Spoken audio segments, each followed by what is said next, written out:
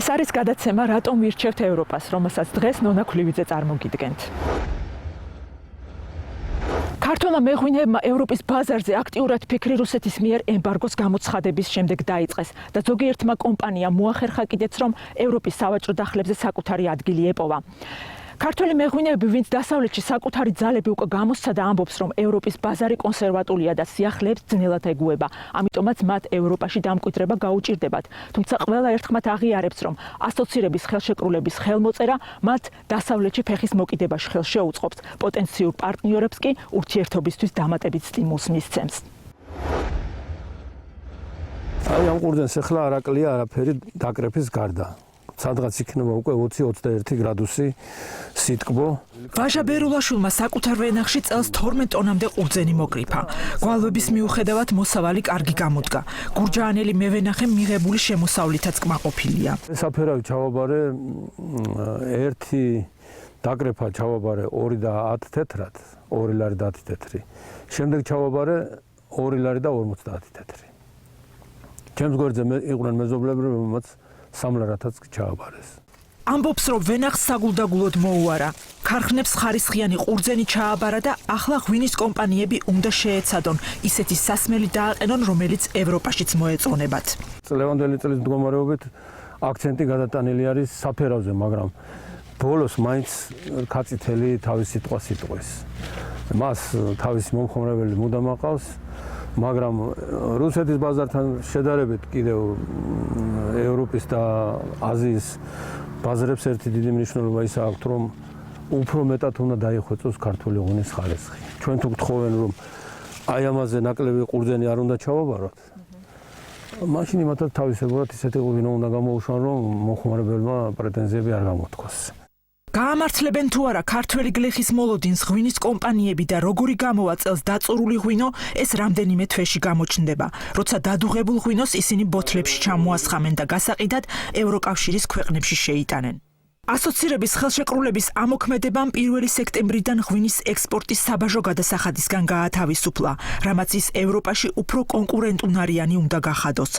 ღვინის ეროვნულ სააგენტოში ამბობენ, რომ შაშან ევროპაში ექსპორტის დროს საბაჟო გადასახადის სახით მეწარმეებმა 9 მილიონი ლარი გადაიხადეს. წელს მათ ამ თანხის გადახდა უკვე აღარ დასჭირდებათ.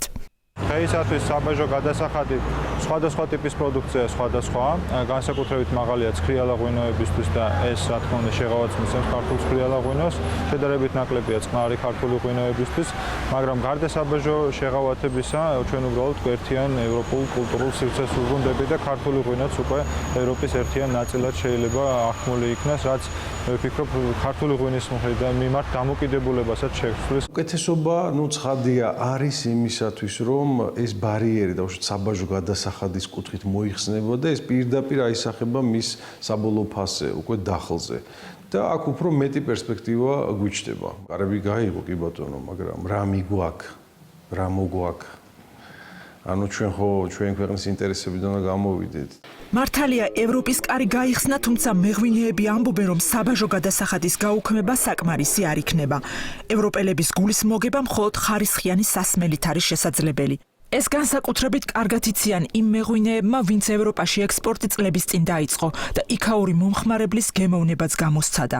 კახეთის ტრადიციული მეღვინეობის დამფუძნებელი ზურაბ ჩხაიძე ამბობს, რომ ევროპელი მომხმარებელი მათგან ხარისხთან ერთად საქართველოსთვის დამახასიათებელ გამორჩეული გემოვნური თვისებების სასმელს ითხოვს. ამიტომ ევროპაში ადგილის მოპოვებას დრო დასჭირდება. ეს ხო არ ნიშნავს, რომ ჩვენ პროდუქცია შევიტანთ სასმელს, ევროპა უფრო მეტ ღვინოს მოიხმარს და დალევს. არა, ჩემო კარგებო, იგივე იქნება. ჩვენ ვიღაცა უნდა ჩავანაცვლოთ, ჩვენ ვიღაცას უნდა გავუწიოთ კონკურენცია რომელიმე ქვეყანას ან რომელიმე ქვეყნის რომელიმე წარმოებას. და ამას რო სჭირდება, პირველი 5 წელი ალბათ პირველი ნაბიჯი იქნება. ჩვენ აუცილებლად დაგვჭირდება მეორე. მე ახლა ციფრს გეტყვით, მაგრამ არ დამცინოთ რა. დაახლოებით 9 საუკუნე 50 წელი რო გავა, აი მე შეგვიძლია ჩვენ რაღაცა შევაჯამოთ. We look very positively for ეს ნიშნავს ახალი შესაძლებლობების გახსნას ღვინის ექსპორტისათვის, რასაც ჩვენ პოზიტიურად ვუყურებთ. თუმცა ევროკავშირის ბაზარზე შესვლა ბევრ გამოწვევასაც გულისხმობს.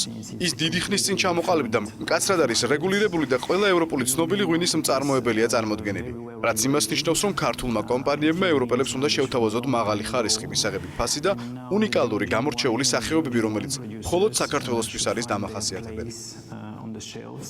ძალიან რთულია ევროპის ბაზარზე, იმიტომ რომ მაღალი კონკურენცია, ჩვენი პოზიციების მოპოვება, მაგრამ ევროპაც მოვიფხოთ ჭრელია. არის აღმოსავლეთის ქვეყნები, რომლებიც მეტად იცნობენ ქართულ ღვინოს, აქ ცნობადობა არსებობს, უკვე არსებობს პოზიტიური დამოკიდებულება და შესაბამისად მეტი შანსიც გაგვაჩნია. ძირითადი კონკურენტი ქვეყნები, რა თქმა უნდა, ეს არის ესპანეთი, საფრანგეთი, იტალია, ტრადიციული მწარმოებლები ღვინის, მაგრამ ამავე დროს ახალი სამყაროს ქვეყნები, რომელიც ევროპაში ახორციელებენ ექსპორტს, ეს არის არგენტინა, ჩილე, ავსტრალია და ასე შემდეგ.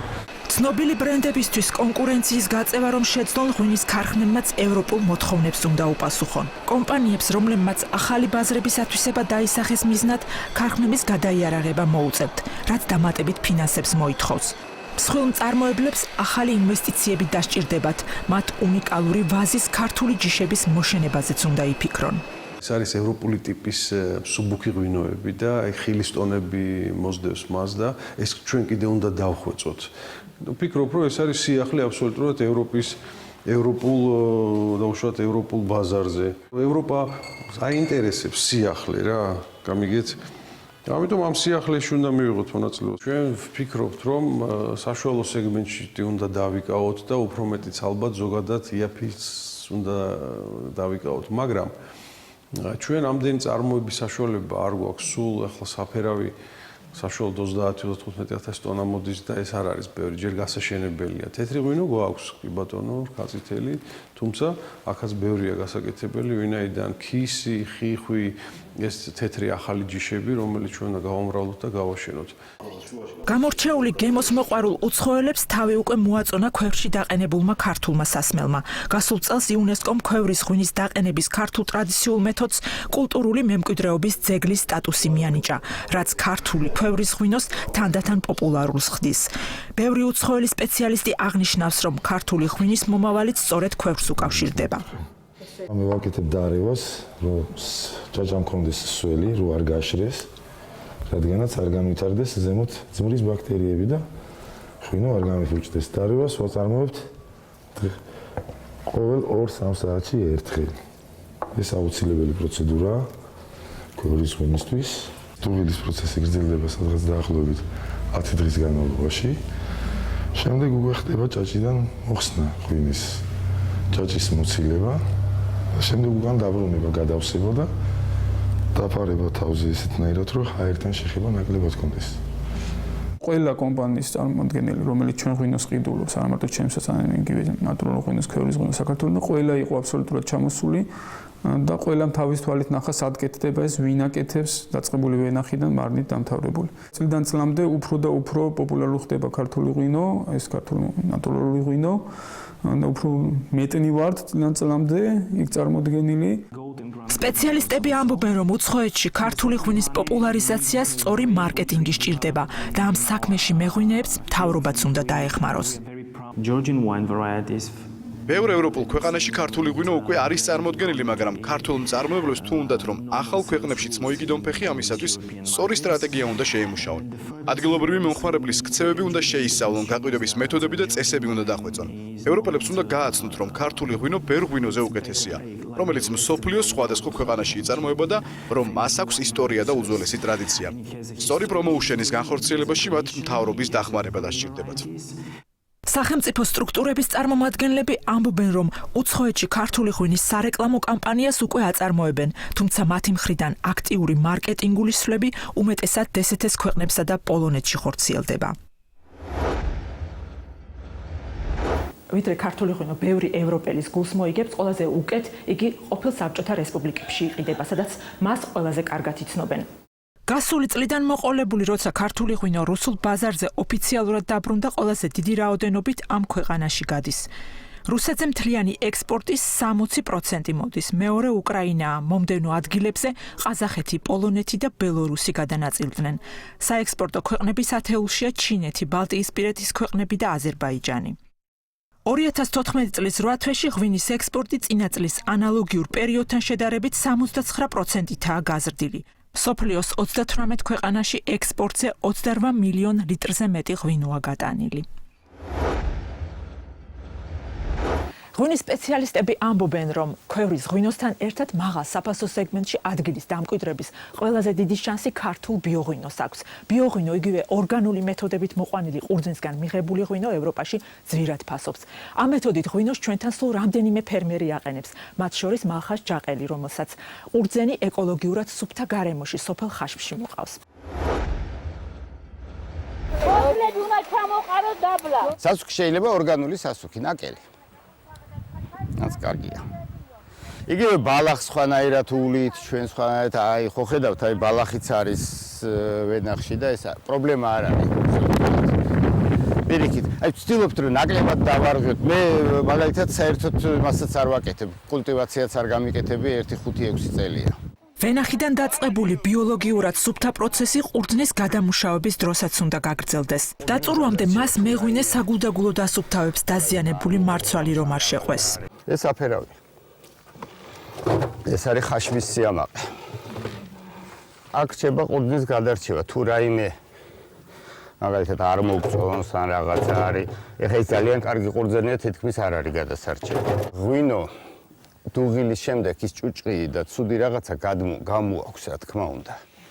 მაგრამ თუ გადაარჩევთ აქ, მიეხმარებით ღვინოს და მე უფრო სწრაფად და კარგად წავა ის. ყურძენი უჟანგავი ფოლადის დანადგარში იწურება და შემდეგ მეღვინე წვენსაც ასევე უჟანგავი ფოლადის ავზებში ათავსებს.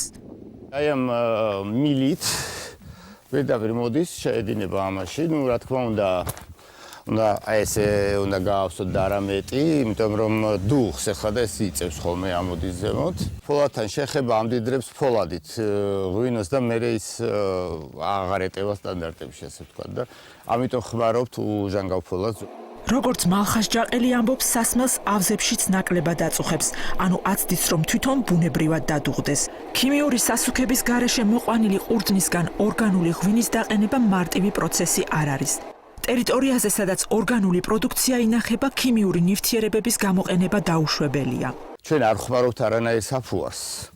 ანუ თვითონ რა საფუარიც მოყვება ყურძენს, ანუ ბუნებრივი საფუარს იმითი იდუღდება, ანუ კულტურულ საფუარს არ ვუმატებთ. აქედან გამომდინარე, მაღალი შაქრიანობა ქონდა შარშან და 27 იყო და გაუჭირდა დუღილის დაწყება და მაშინ შევფუთეთ, ასე ვთქვა და ცოტა შევათმობდით, ჩავაბრუნებდით ხოლმე და ესე დავაწყებინეთ დუღილი.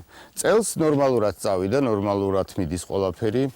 სადღაც 24-დან 26-მდე აქვს. თითქმის დაწმენდილი სითხე მეღვინეს უკვე მარანში გადააქვს, სადაც დადუღების პროცესი საბოლოოდ უნდა დასრულდეს. ჩვენ არ ვფილტრავთ ღვინოს, აქედან რომ ჩამოვასხით 2012 წლის ამ გაზაფხულს, ხომ?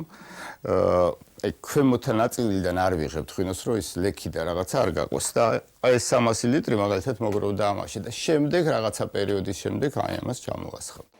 რთული პროცესია ორგანული ღვინის სერტიფიკატის მიღებაც. ინსპექტორები მეურნეობას 3 წლის განმავლობაში რეგულარულად ამოწმებენ, იღებენ ღვინისა და ვენახის ნიადაგის სინჯებს. თუ ბიოღვინო მათ მკაცრ მოთხოვნებს დააკმაყოფილებს, სერტიფიკატს მხოლოდ ამის შემდეგ მიიღებს. თუმცა ამით პროცედურა არ მთავრდება. წარმოება წელიწადში 4-ჯერ მოწმდება. სამწუხაროდ ბიოღვინოში მერე მარანში დაშვებულია უამრავი ქიმია, ლამის იმდენი, რამდენი ჩვეულებრივ კონვენციურ ქარხნებში. აქედან გამომდინარე გაჩნდა ახალი ტენდენცია და ახალი ნიშა და ეს ნიშა დაიკავა და ახლა ამას ეძახიან ნატურალურ ღვინოს, შიშველ ღვინოს, რა ვიცი, ეს სხვადასხვა სახელები აქვს რა, ნატურალური ღვინო უფრო. მალხაზ ჯაყელი ღვინოს ბოთლებში მხოლოდ 2 წლის შემდეგ ასხამს, მანამდე ის მარანში უნდა დაძველდეს. ამის შემდეგ ხდება ხაშმის საფერავისგან დაწურული ნატურალური ღვინო უცხოეთის ბაზარზე. პოლონეთში, ბრიტანეთში, ინგლისში ბელგიაში ცოტა, შვედეთში, იტალიაში თითიც ვამაყობ მაგალითად, იმიტომ რომ იტალიაში რო ღვინო გაიყიდება, ესე იგი კარგია ის ღვინო თორე. ფასი არის საშუალო, ასე ვთქვათ, როგორც საშუალო ევროპული დონის, როგორც ევროპული დონისთვის. ევროპული ღვინოები კიდე უფრო ძვირი ღირს, მაგრამ ჩვენ მაინც ჯერ ვერ მივახციეთ იმას, თორე შეიძლება მერე კიდე ფასის გაზრდა. დაახლოებით 10 евро არის. ჯაყელების ღვინოსაც სპეციფიკური მყიდველი ყავს, ვინც ეკოლოგიურად სუფთა პროდუქტს აფასებს და მზადაა ასეთ სასმელში ძვირი გადაიხადოს. აგუმარჯოს. საქართველოს გაუმარჯოს. დღეისათვის სულ ეს იყო. ჩვენ მომავალ შაბათს კვლავ 9 საათზე შევხვდებით.